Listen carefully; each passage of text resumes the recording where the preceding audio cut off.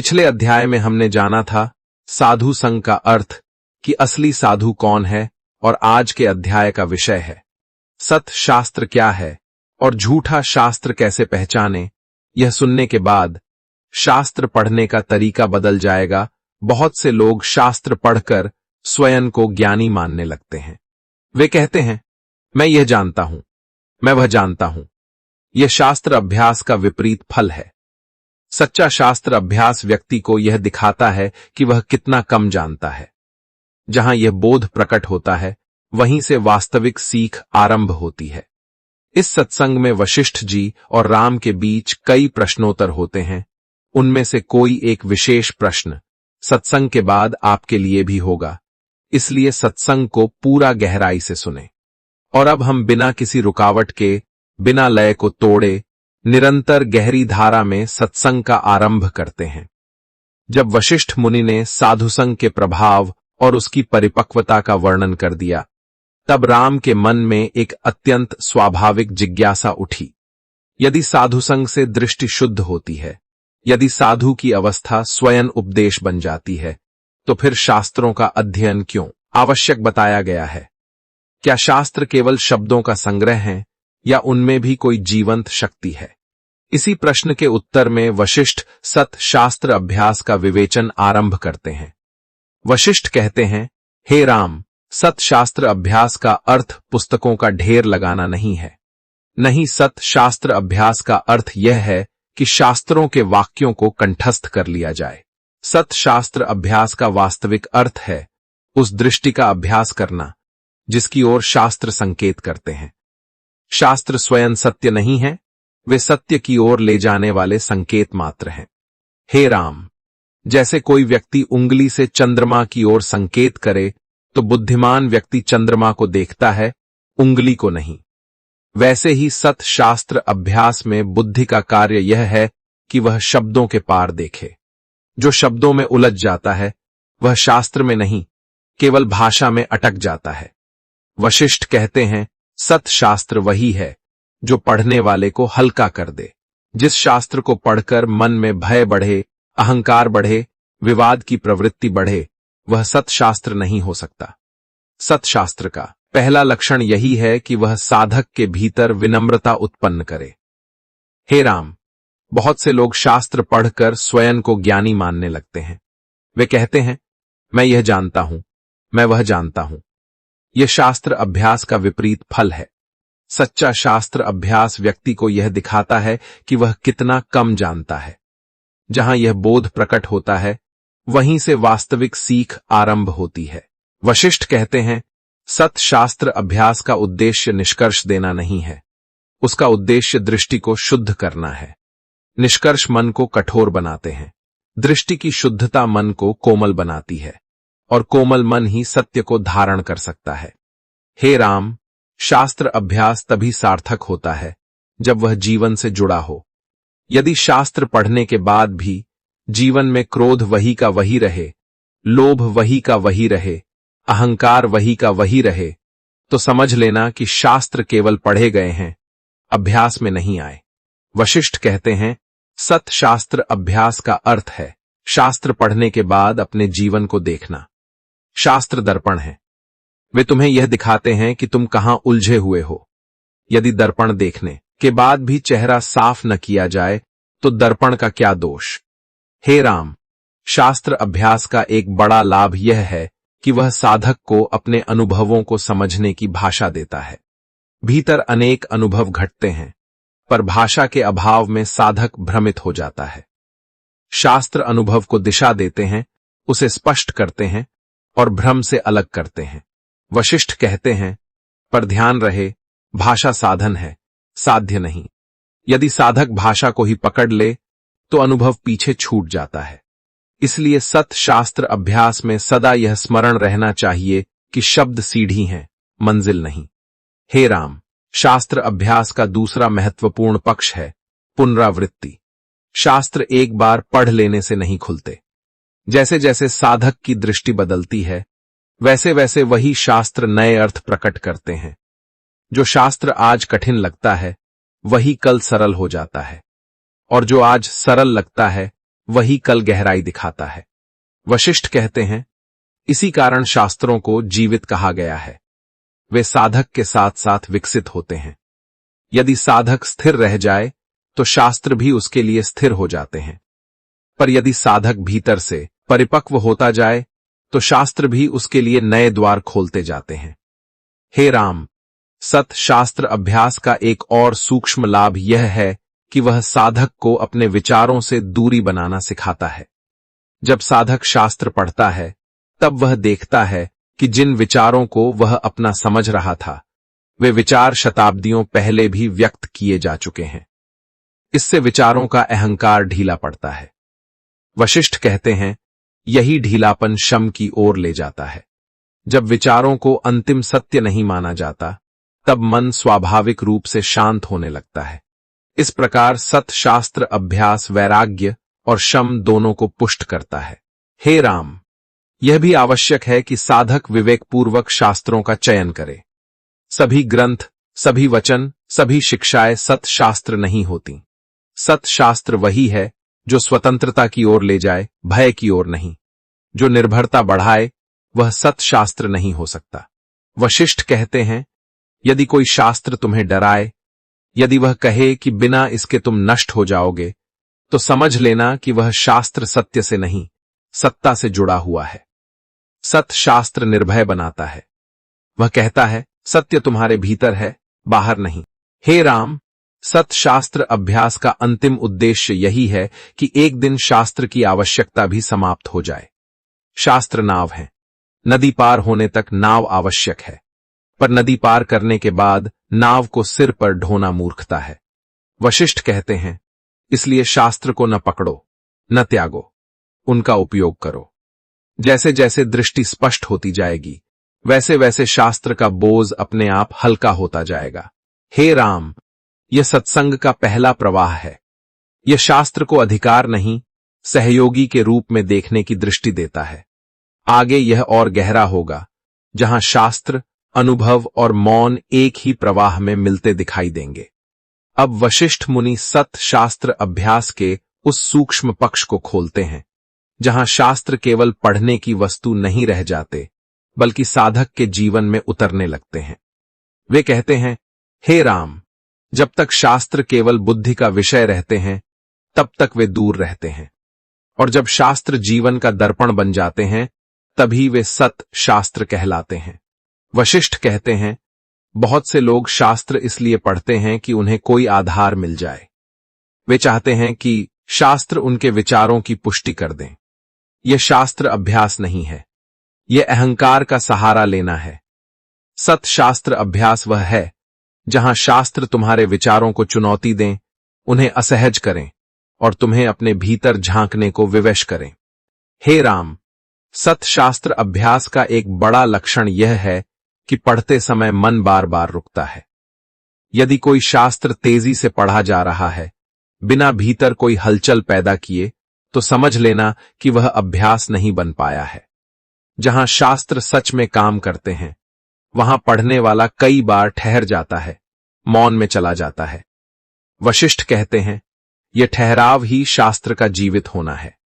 शास्त्र का उद्देश्य सूचना देना नहीं है। शास्त्र का उद्देश्य चेतना को झकझोरना है। जब चेतना झकझोर दी जाती है, तब पुराने ढांचे हिलने लगते हैं, और वही हिलना साधना का आरंभ होता है। हे राम, सत शास्त्र अभ्यास के बिना साधक कई बार अपने अनुभवों को गलत अर्थ दे देता है। वह किसी क्षणिक शांति को अंतिम सत्य मान लेता है या किसी विशेष अनुभव को लक्ष्य बना लेता है। शास्त्र उसे यह स्मरण कराते हैं कि अनुभव आते जाते हैं और जो देखने वाला है वही स्थिर है। वशिष्ठ कहते हैं, इसीलिए शास्त्र अभ्यास अनुभव के बाद और भी आवश्यक हो जाता है। यदि साधक को कोई गहरा अनुभव हुआ हो और वह शास्त्र के प्रकाश में न देखा जाए, तो वह अनुभव भी बंधन बन सकता है। शास्त्र अनुभव को स्पष्टता देते हैं और उसे अहंकार से मुक्त रखते हैं। हे राम, सत शास्त्र अभ्यास का एक और सूक्ष्म लाभ यह है कि वह साधक को धैर्य सिखाता है। शास्त्र बार बार कहते हैं कि सत्य को जल्दी में नहीं जाना जा सकता। जो जल्दी करता है वह केवल निष्कर्ष तक पहुंचता है, सत्य तक नहीं। इस प्रकार शास्त्र अभ्यास मन की उतावली को धीरे धीरे शांत करता है। वशिष्ठ कहते हैं, यह उतावली ही सबसे बड़ा अवरोध है। मन कहता है, अभी समझ में आ जाए, अभी शांति मिल जाए, अभी मुक्ति हो जाए। शास्त्र इस उतावली को धीरे धीरे गलाते हैं। वे साधक को प्रतीक्षा का स्वाद देते हैं, और जहां प्रतीक्षा सहज हो जाती है, वहीं शम स्थिर होने लगता है। हे राम, सत्शास्त्र अभ्यास में एक और बड़ी सावधानी आवश्यक है। शास्त्र को दूसरों पर लागू करने की प्रवृत्ति से बचना चाहिए। जो व्यक्ति शास्त्र पढ़कर यह देखने लगता है कि दूसरा कहां गलत है, वह शास्त्र से दूर हो जाता है। सत शास्त्र अभ्यास सदा आत्ममुखी होता है। वशिष्ठ कहते हैं, शास्त्र पढ़ते समय यह देखो कि यह वाक्य मेरे भीतर किस पर लागू हो रहा है, यह मुझे क्या दिखा रहा है। यदि शास्त्र तुम्हें स्वयं को देखने में सहायता कर रहे हैं, तो वे सही दिशा में काम कर रहे हैं। यदि वे तुम्हें दूसरों का मूल्यांकन करने में व्यस्त कर दें, तो समझ लेना कि अभ्यास विकृत हो गया है। हे राम, शास्त्र अभ्यास का यह आत्ममुखी स्वरूप ही वैराग्य को गहरा करता है। जब साधक बार बार अपने ही मन की चालों को देखता है, तब संसार के प्रति उसका आकर्षण अपने आप ढीला पड़ने लगता है। यह वैराग्य किसी निषेध से नहीं, स्पष्टता से जन्म लेता है। वशिष्ठ कहते हैं, इसी प्रकार शास्त्र अभ्यास शम को भी पुष्ट करता है। जब मन यह देख लेता है कि उसकी हर समस्या पहले भी देखी जा चुकी है, पहले भी कही जा चुकी है, तब वह स्वयं को इतना गंभीर नहीं लेता। और जहां स्वयं को गंभीरता से लेना कम हो जाता है, वहां मन हल्का होने लगता है। हे राम, शास्त्र अभ्यास का एक और गहरा प्रभाव यह है कि साधक अकेलापन महसूस करना छोड़ देता है। वह देखता है कि जिन प्रश्नों से वह जूझ रहा है, वे प्रश्न नए नहीं हैं, वे सदियों से उठते रहे हैं। इससे एक प्रकार का सहज साहचर्य उत्पन्न होता है। यह साहचर्य भी साधुसंग का ही एक रूप है। वशिष्ठ कहते हैं, इसीलिए सत्शास्त्र अभ्यास को साधुसंग से अलग नहीं किया गया है। साधु और शास्त्र दोनों एक ही दिशा में संकेत करते हैं। साधु अपनी अवस्था से और शास्त्र अपने शब्दों से। जहां दोनों का संग होता है, वहां साधना स्थिर होती है। हे राम, यह भी स्मरण रखना चाहिए कि शास्त्र अभ्यास का अंत विवाद में नहीं होना चाहिए। यदि शास्त्र पढ़कर व्यक्ति तर्क में उलझ जाए, तो उसने शास्त्र को समझा नहीं। शास्त्र का उद्देश्य तर्क को शांत करना है, न कि उसे तेज करना। जहां तर्क शांत होता है, वहीं अंतर्दृष्टि प्रकट होती है। वशिष्ठ कहते हैं, इसलिए शास्त्र पढ़ते समय यह देखो कि मन शांत हो रहा है या अशांत। यदि अशांति बढ़ रही है, तो पढ़ना रोक दो, मौन में बैठ जाओ। शास्त्र मौन से विरोध नहीं करते, वे मौन में ही पूर्ण होते हैं। हे राम, सत्शास्त्र अभ्यास का यह प्रवाह शास्त्र को केवल ज्ञान का साधन नहीं, बल्कि मन की परिपक्वता का साथी बनाता है। आगे यह स्पष्ट होगा कि शास्त्र अभ्यास कैसे धीरे धीरे स्वयं मौन में विलीन हो जाता है। अब वशिष्ठ मुनि सत शास्त्र अभ्यास को उसकी अंतिम परिणति तक ले आते हैं। वे कहते हैं, हे राम, जब शास्त्र अभ्यास परिपक्व होता है, तब शास्त्र पढ़ने वाला भी धीरे धीरे बदल जाता है। पहले वह शास्त्र को देखता है, फिर शास्त्र उसे देखने लगते हैं, और अंत में देखने वाला ही विलीन होने लगता है। यही सठ शास्त्र अभ्यास की पूर्णता है। हे राम, प्रारंभ में शास्त्र शब्द होते हैं, फिर वे अर्थ बनते हैं, फिर वे अनुभव बनते हैं, और अंत में वे मौन बन जाते हैं। जो शास्त्र मौन तक न ले जाए, वह सत शास्त्र नहीं है, क्योंकि सत्य शब्दों में नहीं ठहरता, सत्य केवल मौन में विश्राम करता है। वशिष्ठ कहते हैं, सत शास्त्र अभ्यास का अंतिम फल यह नहीं है कि साधक बहुत कुछ जान ले। अंतिम फल यह है कि साधक बहुत कुछ छोड़ दे। वह धारणाएं छोड़ देता है, निष्कर्ष छोड़ देता है, और अंत में स्वयं को जानने वाला होने की धारणा भी छोड़ देता है। हे राम, जब शास्त्र अभ्यास परिपक्व होता है, तब साधक यह देखता है कि अब उसे शास्त्र पढ़ने की जल्दी नहीं है। पहले वह समय निकालकर पढ़ता था, अब पढ़ना अपने आप घटता है।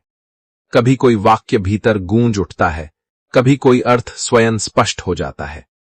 यह स्थिति अभ्यास का अंत नहीं है, यह अभ्यास का स्वाभाविक फल है।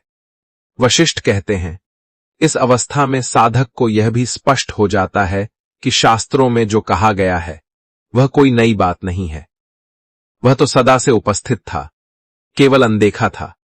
शास्त्रों ने कुछ जोड़ा नहीं, केवल पर्दा हटाया। हे राम, सतशास्त्र अभ्यास का यह अंतिम चरण साधक को अत्यंत सरल बना देता है।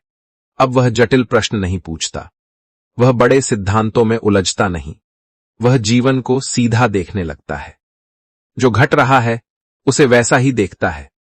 यही सरलता ज्ञान की पराकाष्ठा है। वशिष्ठ कहते हैं, इस अवस्था में शास्त्र और जीवन में कोई भेद नहीं रह जाता। जो शास्त्र में पढ़ा था वही जीवन में दिखाई देने लगता है, और जो जीवन में घटता है वही शास्त्र का अर्थ बन जाता है। इस संगम में शास्त्र अभ्यास अपने आप पूर्ण हो जाता है। हे राम, अब शास्त्र साधक को बांधते नहीं। पहले शास्त्र सहारा थे, फिर दिशा थे, अब वे केवल स्मृति हैं। जैसे किसी ने तैरना सीख लिया हो तो वह नाव को किनारे छोड़ देता है, पर वह नाव का विरोध नहीं करता। वह जानता है कि नाव ने अपना कार्य पूरा कर दिया। वशिष्ठ कहते हैं, यही कारण है कि परिपक्व साधक शास्त्रों का न तो खंडन करता है न अंधभक्ति करता है। वह कृतज्ञ रहता है। शास्त्रों ने जहां तक ले जाना था वहां तक ले आए। अब आगे का मार्ग मौन का है। हे राम, इस अवस्था में साधक के भीतर गहरा शम स्थिर हो जाता है। अब मन शास्त्रों के नाम पर भी हलचल नहीं करता। न यह सही है, न वह गलत है, न यह मार्ग श्रेष्ठ है, न वह मार्गहीन है। सब कुछ अपने अपने स्थान पर शांत हो जाता है। वशिष्ठ कहते हैं, यही शांति जीवन मुक्ति की भूमि है, और इस भूमि पर शास्त्रों का कार्य समाप्त हो जाता है। क्योंकि जहां शांति स्थिर हो गई वहां उपदेश की आवश्यकता नहीं रहती। हे राम, अब यह भी समझ लो कि सत शास्त्र अभ्यास का अर्थ यह नहीं कि शास्त्र छोड़ दिए जाए। छोड़ने की भावना भी अहंकार की ही एक चाल हो सकती है।